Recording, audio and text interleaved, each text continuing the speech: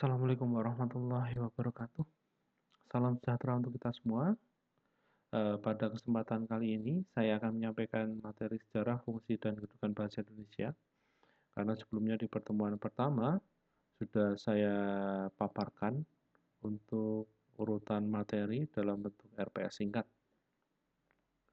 Untuk kesempatan pertama ini, sejarah dan fungsi serta kedudukan bahasa akan diawali di tujuan umum perkuliahan serta tujuan khusus perkuliahan. Apa tujuan umumnya? Intinya adalah para mahasiswa memiliki sikap bahasa yang positif terhadap bahasa Indonesia. Kemudian tujuan khusus, para mahasiswa terampil menggunakan bahasa Indonesia dengan baik, baik secara lisan maupun tertulis. Jadi Anda diharapkan punya kemampuan yang komplit untuk bisa pintar berbahasa sesuai kaidah, baik verbal maupun tulisan.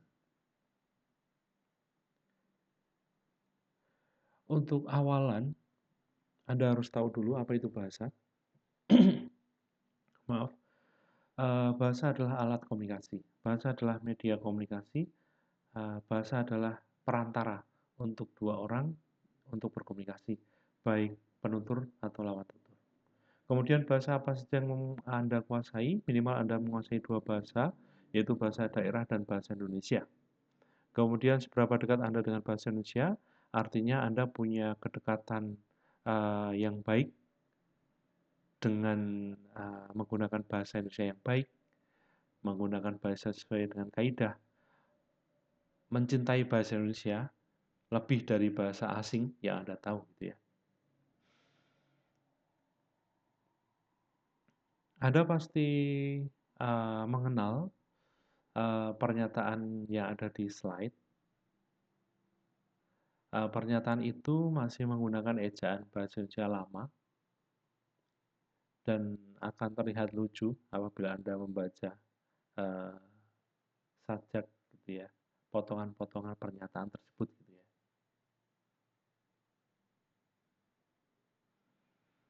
Kemudian dari situ kita bisa tahu bahwa bahasa Indonesia dinyatakan lahir pada 28 Oktober 1928. Jadi pernyataan sebelumnya memang berada pada situasi di mana ejaan bahasa Indonesia belum sempurna, masih menggunakan ejaan lama. Kemudian Oktober sebagai bulan bahasa dan awalnya dari bahasa Melayu serumpun dengan negara-negara di Semenanjung Malaka. Ada negara Malaysia, Singapura, kemudian Brunei Darussalam. Perkembangan bahasa Indonesia dan petunjuk perkembangannya, alasan bahwa bahasa Indonesia itu berasal dari bahasa Melayu karena yang pertama bahasa Melayu itu sebagai lingua franca atau bahasa antar suku. Dulu saat terjadi perdagangan antar pulau, bahkan antar negara di zaman yang lampau, itu bahasa Melayu digunakan sebagai bahasa komunikasi utama untuk berdagang saat itu. Jadi orang manapun diikat dalam satu bahasa yaitu bahasa Melayu agar dua orang itu menemui kesepahaman yang sama. Kemudian alat komunikasi perdagangan tempo dulu sudah disampaikan bahwa bahasa Melayu menguasai pasar ya dalam tanda kutip dan bahasa Melayu digunakan sebagai bahasa umum saat itu. Ini merupakan eh, bukti adanya prasasti yang mendukung bahasa Melayu digunakan sebagai alat komunikasi, dimulai dari prasasti Kedukan Bukit, berakhir di prasasti Bogor. Gitu ya. Jadi sejak 683 Masehi, kemudian 942 Masehi, di rentang waktu itu uh, bahasa Melayu sudah digunakan ya, sudah digunakan sebagai bahasa komunikasi. Alasan mengapa bahasa Melayu diangkat menjadi bahasa Indonesia. Yang pertama, sekali lagi, merupakan lingua franca atau cikal bakal uh, bahasa di Nusantara atau di bahasa di Indonesia. Kemudian sistem bahasa Melayu sederhana, tidak mengenal tenses, kemudian diksi atau pilihan katanya mudah, pilihan katanya banyak gitu ya. Kemudian suku-suku bangsa di Indonesia dengan sukarela menerima bahasa Melayu sebagai bahasa nasional mereka. Jadi suku-suku tersebut merasa bahasa Melayu sudah layak dan mampu menjadi bahasa pemersatu gitu ya.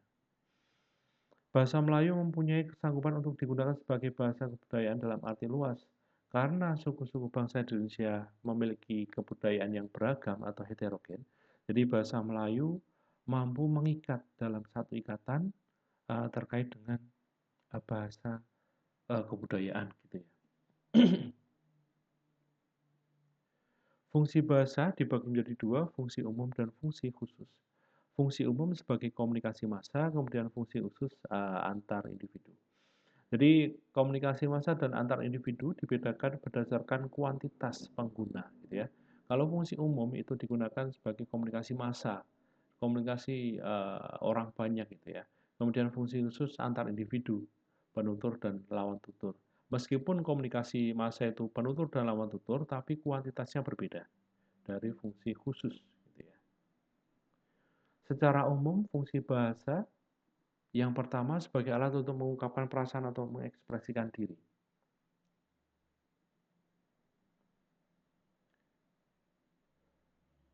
Kemudian berikutnya sebagai alat komunikasi, bahasa sebagai alat komunikasi karena saat orang memiliki pemikiran tertentu, orang itu perlu untuk mengungkapkan kepada orang lain dan bahasa menjadi jembatan untuk mengungkapkan hal yang ingin dia ungkapkan gitu ya. Kemudian yang ketiga sebagai alat integrasi dan adaptasi sosial, ini sangat umum ya apabila nanti Anda tinggal di Jogja, tinggal di suatu lingkungan, tinggal di suatu kos-kosan ya atau kontrakan yang jadi satu dengan berbagai macam bahasa dan budaya, Anda akan mencoba untuk beradaptasi di situ ya. Anda mencoba untuk berintegrasi. Bagaimana cara saya untuk tetap survive? Bagaimana cara saya untuk bisa beradaptasi? Mendapat teman, kemudian bisa uh, ngobrol, berbicara dengan teman yang lain daerah dan bisa bisa dikatakan nyambung gitu ya. Anda menggunakan bahasa saat itu ya. Kemudian sebagai alat kontrol sosial, bahasa sebagai alat kontrol sosial itu artinya bahasa digunakan sebagai media untuk memastikan sosial atau masyarakat pengguna bahasa itu dalam keadaan baik, tidak chaos gitu ya, teratur, dan bahasa sebagai alat kontrol sosial bisa diwujudkan dalam bentuk undang-undang, peraturan, kemudian ceramah yang di dalamnya adalah kegiatan persuasif gitu ya, persuasif ke hal-hal yang baik atau ajakan ke hal-hal yang baik gitu ya. Fungsi secara khusus yang pertama mengadakan hubungan dalam pergaulan sehari-hari. Artinya ketika kita menggunakan bahasa, kita punya teman, kita punya lawan tutur, kita menggunakan bahasa untuk sekadar bertegur sapa gitu ya di pergaulan sehari-hari dengan teman Anda. Hal itu tidak terlepas karena memang manusia merupakan makhluk sosial. Mereka tidak bisa hidup sendiri dan membutuhkan orang lain dan keduanya saling bergantung ya, saling bergantung. Kemudian yang kedua mewujudkan seni atau sastra. Bahasa juga dapat digunakan untuk mengungkapkan perasaan melalui media seni seperti syair, puisi, dan prosa. Artinya bahasa memiliki kapabilitas atau kemampuan untuk mengungkapkan isi pikiran dan isi perasaan ya. Kemudian mempelajari budaya dan kebudayaan, mempelajari kebudayaan dan bahasa-bahasa kuno, maaf. Budaya dan bahasa kuno bisa dipelajari melalui bahasa. Contohnya seperti yang tertera di depan, itu ada beberapa prasasti ya. Beberapa prasasti itu menggunakan bahasa Melayu. Dan bahasa Melayu kuno itu di masa sekarang mungkin sudah tidak umum digunakan. Dari situ arkeolog bisa mempelajari bahwa bahasa Melayu digunakan tahun sekian, isinya sekian, sekian, sekian, apa, kemudian isi dari pesan atau prasasti tersebut itu apa. Artinya ketika eh, naskah kuno, kemudian prasasti, kemudian peninggalan, artefak yang ditinggalkan oleh eh, manusia sebelum kita, itu bisa dipelajari melalui bahasa. Kemudian mengeksploitasi iptek. Artinya dengan bahasa kita bisa tahu eh, bagaimana cara untuk menggunakan eh, PowerPoint misalnya. Bagaimana cara untuk menggunakan My Class misalnya. Bagaimana cara untuk membuka eh, Google Form misalnya dan seterusnya. Dari situ kita bisa eh, menggunakan bahasa sebagai perantara gitu ya. Jadi orang dengan keingintahuan yang lebih itu akan mencoba untuk mencari hal-hal yang mungkin bisa ia eksploitasi lebih jauh ya, lebih jauh. Karakteristik bahasa menurut Charles F. Hockett dalam The Epicures of Language and Linguistics ada 4. Yang pertama, tidak dibatasi tempat dan waktu. Artinya ketika saya berbicara sekarang, itu Anda bisa menyimak di beberapa tempat, di beberapa sesi waktu, kapanpun, dimanapun Anda bisa menyimak gitu ya. Kemudian keproduktifan, artinya bahasa itu tidak statis, tapi bahasa itu berkembang ya. Ada kalanya kata baru masuk, ada kalanya kata lama itu tidak digunakan kembali. Gitu ya. Berpola ganda ada pemahaman yang ganda, kemudian kesamaan arbitrarius, mana suka saya menyebut ini sebagai jari, Anda menyebut ini sebagai ujung tangan, itu sama saja. Asal ada kesepakatan di dalamnya. Gitu ya. Kedudukan bahasa Indonesia sebagai bahasa nasional dan kedudukan bahasa Indonesia sebagai bahasa negara.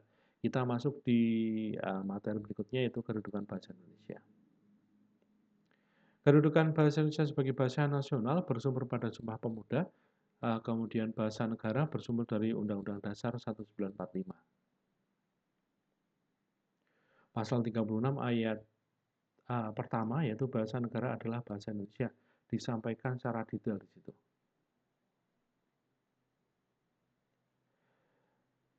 Sebagai bahasa nasional, bahasa Indonesia berfungsi 1. Lambang kebanggaan nasional, 2. Identitas nasional, kemudian 3. Alat pemersatu berbagai masyarakat yang berbeda, latar belakang sosial maupun budayanya.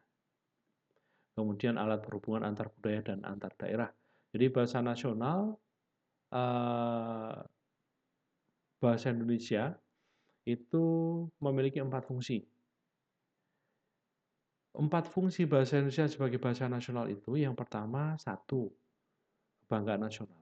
Bahasa Indonesia sebagai kebanggaan nasional jelas ya, karena kita lebih bangga menggunakan bahasa Indonesia. Orang asing menggunakan bahasa Indonesia sebagai media ajar mereka hingga lahir istilah BIPA ya, bahasa Indonesia untuk penutur asing atau BIPA.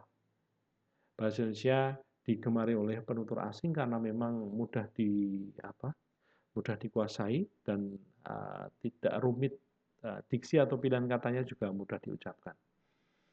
Identitas nasional jelas karena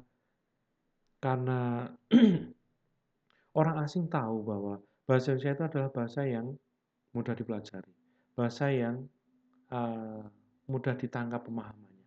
Jadi dari situ orang asing bisa menilai bahwa bahasa Indonesia sebagai identitas kita dan kita bangga menggunakan itu. Gitu ya. Kemudian alat pemersatu berbagai masyarakat yang berbeda-beda latar belakang sosial budaya dan bahasanya sudah dijelaskan di sebelumnya bahwa bahasa Indonesia sebagai pengikat. Gitu ya. Kemudian alat berhubungan antar budaya dan antar daerah.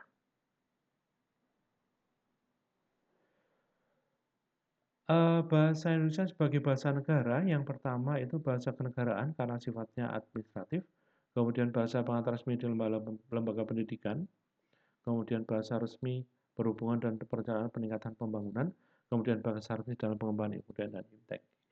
Empat hal ini sangat formal itu ya, sangat formal, administratif, resmi kenegaraan digunakan di tingkatan kenegaraan. Kemudian pengantar resmi di di lembaga-lembaga pendidikan seperti di UNIF, sekolah menengah atas, sekolah menengah pertama menggunakan bahasa Indonesia. Kemudian bahasa resmi berhubungan dengan perencanaan dan peningkatan pembangunan dari pusat ke daerah memberikan instruksi bahwa pembangunan harus merata misalnya, perencanaan harus matang misalnya menggunakan bahasa Indonesia. Kemudian bahasa resmi dalam pengembangan budaya dan iptek, artinya kita menggunakan bahasa sebagai perantara untuk budaya tetap eksis, iptek bisa kita jangkau gitu ya. Ini Undang-Undang Nomor 24 Tahun 2009 tentang Bendera, Bahasa, dan Lambang Negara.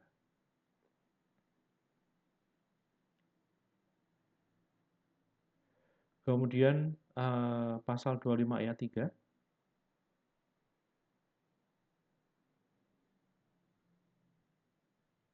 jadi sangat formal sekali bahasa resmi kenegaraan, komunikasi tingkat nasional, kebudayaan nasional, dokumentasi niaga, dan seterusnya.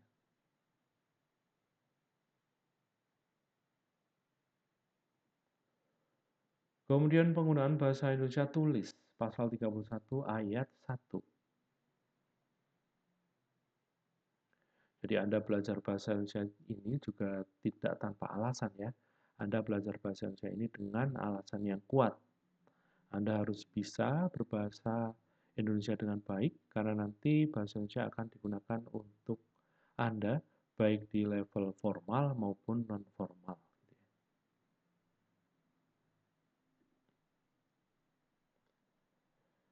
Bahasa Indonesia tulis pasal 34, bahasa Indonesia wajib digunakan dalam laporan setiap lembaga atau perusahaan pada instansi pemerintah.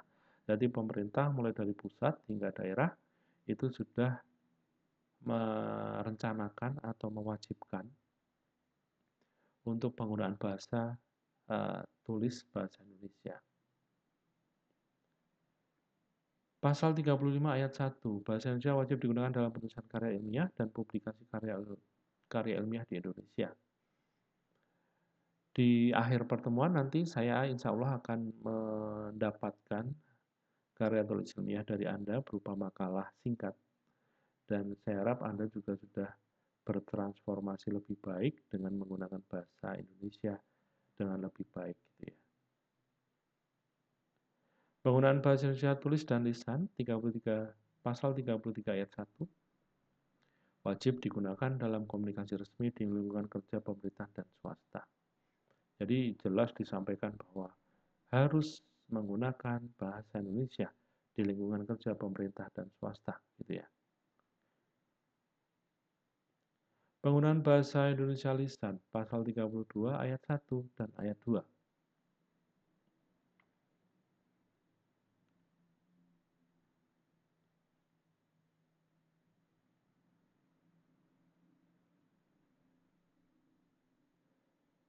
Kemudian di sini ada fungsi bahasa, sebelumnya ada kedudukan bahasa Indonesia, kemudian ragam bahasa, implikasi bahasa Indonesia dalam kehidupan sehari-hari.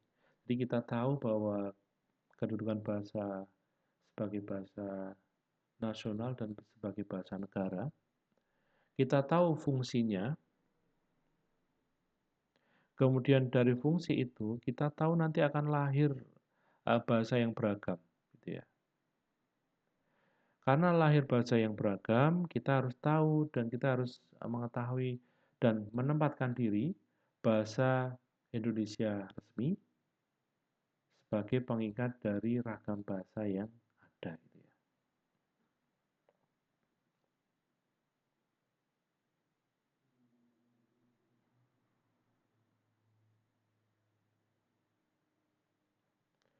Kedudukan dan fungsi bahasa Indonesia, yang pertama bahasa nasional, bahasa negara, bahasa nasional, lambang identitas nasional, lambang kembangan nasional, sarana pemersatu nasional, dan sarana berhubungan antar daerah dan antar budaya. Kemudian bahasa negara sebagai bahasa resmi kenegaraan, bahasa resmi perhubungan nasional, bahasa pengantar resmi kependidikan, sarana pengembang dan pemanfaatan ilmu pengetahuan dan teknologi, kemudian sarana pendukung kebudayaan nasional. Jadi kedudukan dan fungsi bahasa jelas di sini, kedudukannya dua, bahasa nasional dan bahasa negara, fungsinya sebagai lambang, identitas nasional, kebanggaan nasional, pemersatu nasional, dan seterusnya. Anda bisa baca secara detail ya.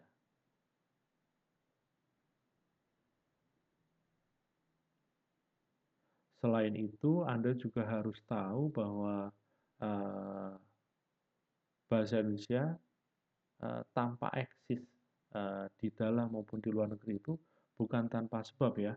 Karena memang bahasa Indonesia itu sekali lagi bahwa bahasa Indonesia itu mudah dipahami. Bahasa Indonesia itu mudah dipraktikkan gitu ya. Jadi orang asing senang dengan bahasa Indonesia karena memang bahasa Indonesia itu uh, mudah diucapkan, diksi atau pilihan katanya juga mudah untuk dilafalkan. Ya. Oke, selesai di sini untuk materi sejarah, fungsi dan kedudukan bahasa. Apabila Anda ingin bertanya lebih lanjut terkait dengan materi ini, Anda bisa menanyakan kepada saya dengan menghubungi nomor saya, baik di grup kelas maupun menghubungi saya secara pribadi. Terima kasih atas perhatiannya. Tetap jaga kesehatan Anda, patuhi semua protokol kesehatan yang diterapkan oleh pemerintah dan kampus. Kita ketemu lagi di materi berikutnya. Assalamualaikum warahmatullahi wabarakatuh.